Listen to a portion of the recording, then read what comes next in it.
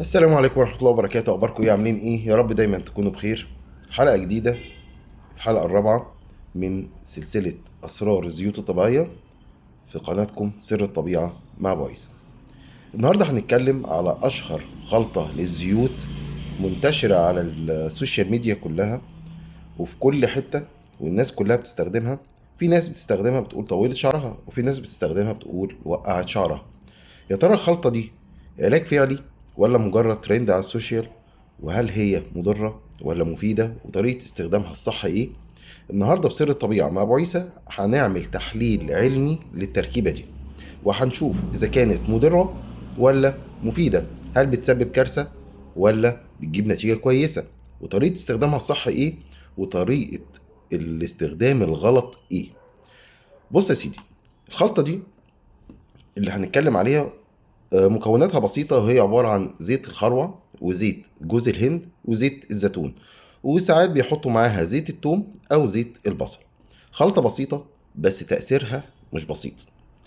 التحليل العلمي لكل زيت فيها هقوله لك دلوقتي.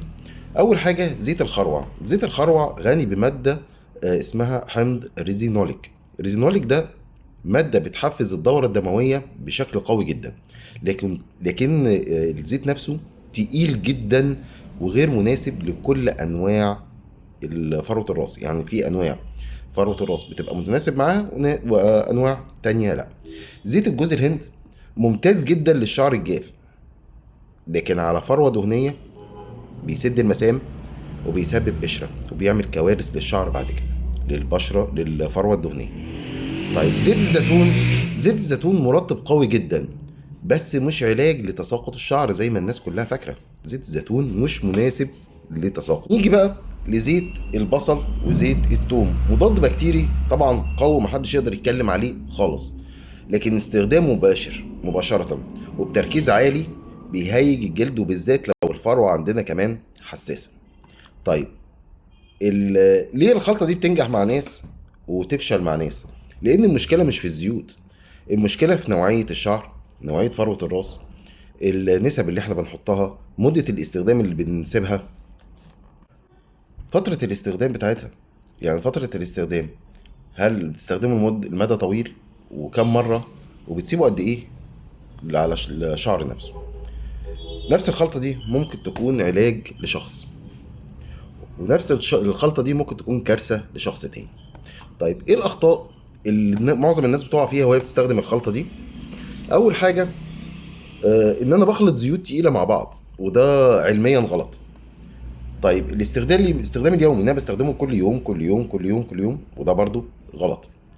التدليك العنيف لفروه الراس، وده بيعمل كارثه اساسا في فروه الراس اساسا، ولو بالذات لو فروه الراس حساسه.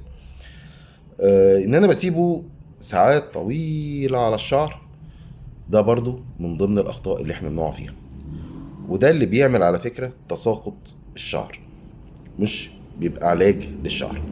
طب الاستخدام الصح بقى ايه يا باشا؟ تعال بقى اسمع صح وركز قوي في الاستخدام ده. اول حاجة بنستخدمه مرة واحدة بس في الاسبوع، بنستخدم كمية قليلة جدا. تدليك الفروة الراس بيبقى خفيف مش عنيف قوي، انما ما وقعش كمان بصيلات الشعر اساسا. ده بالعكس، انا بطبطب على فروة الراس وبطبطب على بصيلات الشعر، عشان معنى صح ان هي يحصل معايا بعد كده بيبي هير ان هو يطلع. المدة اللي انا اسيبها الزيت على الشعر ما تزيدش عن ساعة.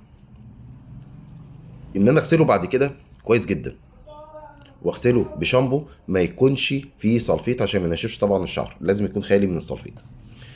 غير كده ما تستخدمش بالتركيبه دي. التركيبه دي بالطريقه اللي احنا قلنا عليها تجيب نتيجه، غير كده هتضرنا جدا.